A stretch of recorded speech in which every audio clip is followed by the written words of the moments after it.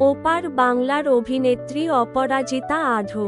এটা আমাদের গল্প সিনেমার জন্য বাফটা অ্যাওয়ার্ড পেয়েছেন। সামাজিক যোগাযোগ মাধ্যমে নিজের এই অর্জনের কথা জানিয়েছেন তিনি। পুরস্কার হাতে নিয়ে ছবি দিয়ে আবেগঘন এক পোস্টও করেছেন।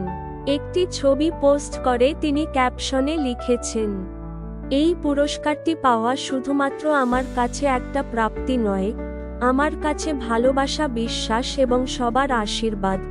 অপরাজিতার কথায় সবাইকে, বিশেষ করে দর্শকদের অনেক অনেক ধন্যবাদ। আমাদের শুভাকাঙ্ক্ষী পুরো টিম এবং যারা এই যাত্রার সঙ্গে যুক্ত ছিলেন তাদের প্রত্যেককে ধন্যবাদ। এটা আমাদের গল্প সিনেমার সঙ্গে যুক্ত থাকতে পেরে আমি ধন্য।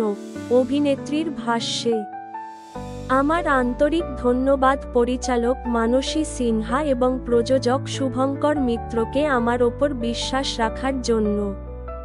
এই পুরস্কার আমাকে আগামী দিনে আরও ভালো কাজ করার অনুপ্রেরণা দিল।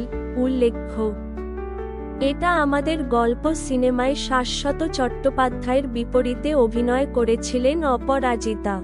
এটি গত বছরের ২৬শে এপ্রিল মুক্তি পেয়েছিল।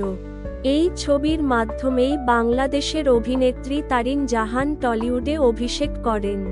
অভিনয়ের পাশাপাশি অপরাজিতা আঢ্য একটি ডান্স স্কুলও চালান, সেখানেও তিনি বেশ সক্রিয়।